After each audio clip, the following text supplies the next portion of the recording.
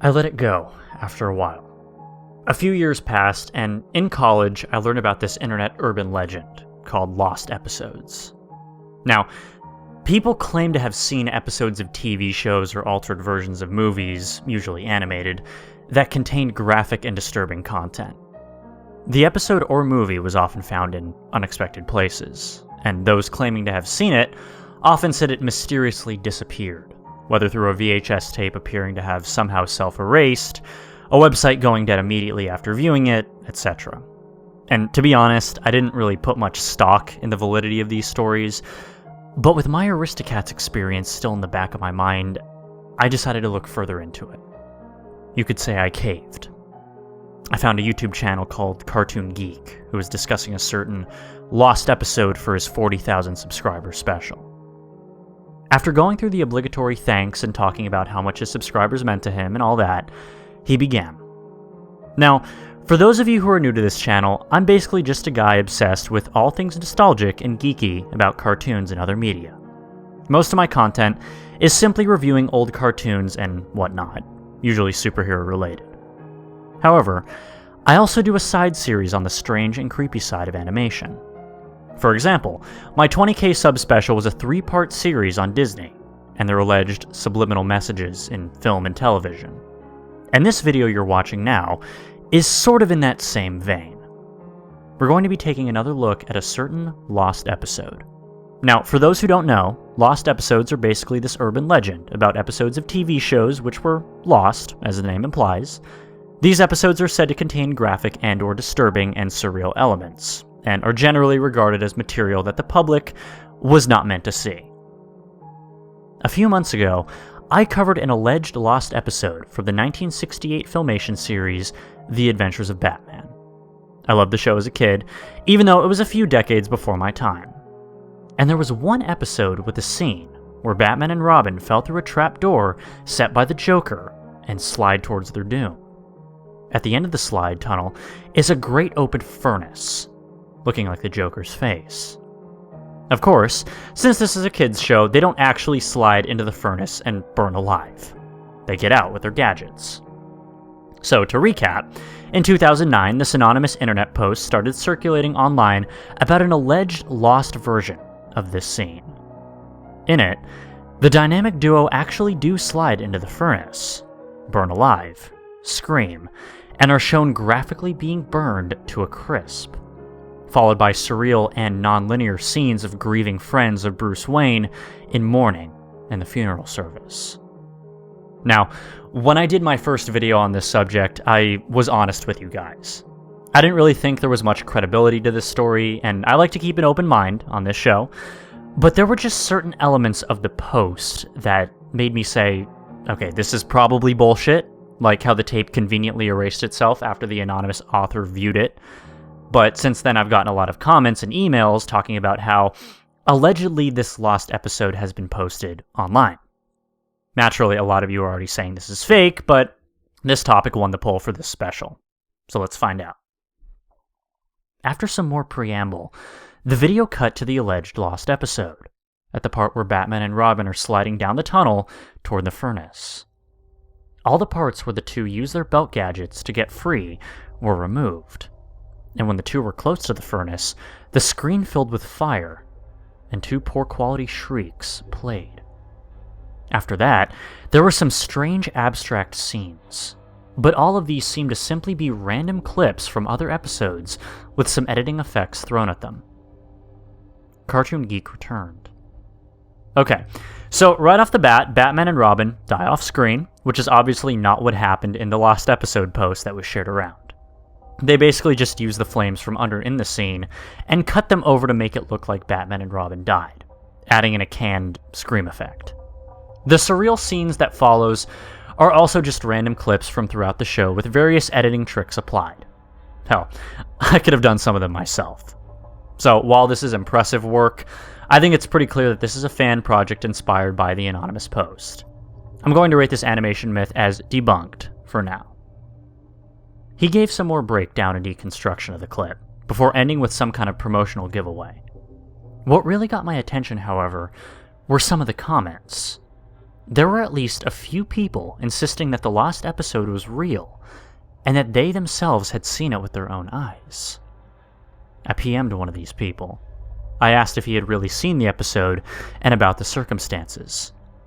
He responded within the hour. Hi. Yeah, I was at summer school, and during recess I snuck off to the school library's back room to be alone. I put a VHS of the cartoon that was there and saw it. Honestly, I wasn't really disturbed back then, since my parents let me watch R-rated horror movies and stuff back then. But yeah, man, this thing is real. I asked if he knew any information about the other supposed lost episode phenomena, but he said he didn't. I did some research of my own. There were a few lost episode stories floating around on the internet, mostly about children's shows. Now, to be honest, not many of them seemed all that credible. Still, though, I strongly felt there was something real here, behind all the embellishment and fictionalization.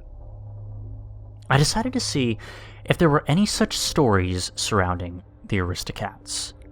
My searches for disturbing content in the movie returned nothing but the expected, this one scene in the Aristocats totally scarred me for life as a kid stuff, or more information about that Felidae movie.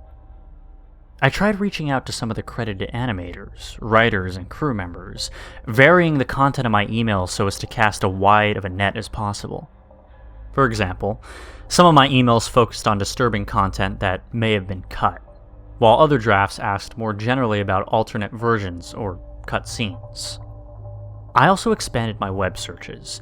I used all the search engine tricks I could find, and started using obscure and foreign language engines. After a few months of no information and no responses to my email queries, I started to think that maybe I should just forget about the whole thing.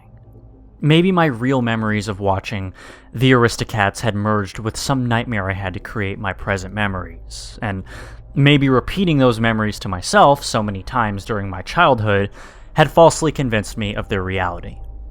I was about to consign to this newfound self-closure when I found something during one of my foreign language searches. It was a thread on a Chinese message board. The original poster had a JPEG image and text that roughly translated to Aristocats movie. Creepy? If I had had coffee to drop and spill all over my computer, I would have. The image dashed away any hope I had of passing off my childhood experience as just a traumatic nightmare that had stuck in my head longer than it should have. It was a frame from whatever twisted version of the Aristocats I had seen, and while I hadn't actually remembered this particular still until I found this message board, the instant I saw it, I remembered the clip, and more memories started flooding back. Still vague, but vivid, and definitely real. I was now more firmly convinced than I had ever been before that the violent version of the movie was real. The image was of a black kitten, Berlioz. His face nearly filled the frame, and his eyes were wide and terrified. Red veins bulging, his fur standing up as if charged with electricity. The picture itself wasn't any more inherently disturbing than the grotesque fan art you can find for all kinds of different shows and movies, but unlike those other images, I knew this one had a genuinely sinister story of some kind behind it. As such, it haunted me like no other image ever had. There were only a couple of replies on the thread, both of which were short and neither of which provided any more information about the image. I used Google Translate to try to ask the OP for more information, but never received a response. I performed a reverse image search of the file, but it returned no other results. However, a few weeks later, I finally got a reply to one of the emails I had sent to the production staff. The reply was one of the emails I had written that hinted more strongly at the reality of what I had seen as a kid. The response was short and cut, but gave me new hope for finding answers. Hello. Sorry for the late response, but I read between the lines of your message, and if you've seen what I think you were hinting at, you need to look into the Lost Media Group. That's all I'm going to say on the subject. I googled Lost Media Group, but the closest thing I could find was a website for an online club called the Lost Media Society. It was a site for media enthusiasts to collect, trade, sell, buy, and discuss lost media, quote unquote, including lost episodes as in real lost episodes that simply never aired. Not the urban legend ones that contained surreal, disturbing, or even supernatural content. This community was interesting in its own right, though, and I became involved with it, eventually even becoming a site moderator. Once I was established as a respected regular, I decided to PM one of the head admins and ask him about the Lost Episodes legend. He responded that he had heard of it, but it wasn't really something the site dealt with. He recalled that in the past, it had been talked about, and some had even suggested banning discussion about it since it was seen as a spam topic after a while. I asked if he knew about an organization called the Lost Media Group, and he said he had heard of it, but didn't know anything about it, and suggested that I contact a certain other admin who did know more about this entity. So I messaged the admin. And, well, got a response within the hour. He told me that the Lost Media Group was the group alleged by some to be behind the Lost Episodes phenomenon. According to him, they produced not just altered versions of movies and television episodes, but were also said to make their own versions of other such media, such as video games and comic books. He said he didn't know much else about them, other than that some lost media collectors were willing to pay large sums for an authentic work by this group, and that before the Lost Media Society had banned discussion of other Lost Episodes legends, some of these collectors had asked about them on this site.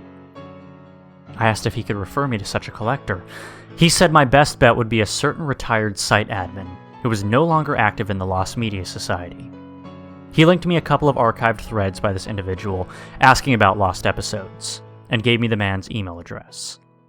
So I shot him an email, asking about his interest in Lost Episodes, and even went as far as to directly ask if he knew about a Lost Episode type version of the Aristocats.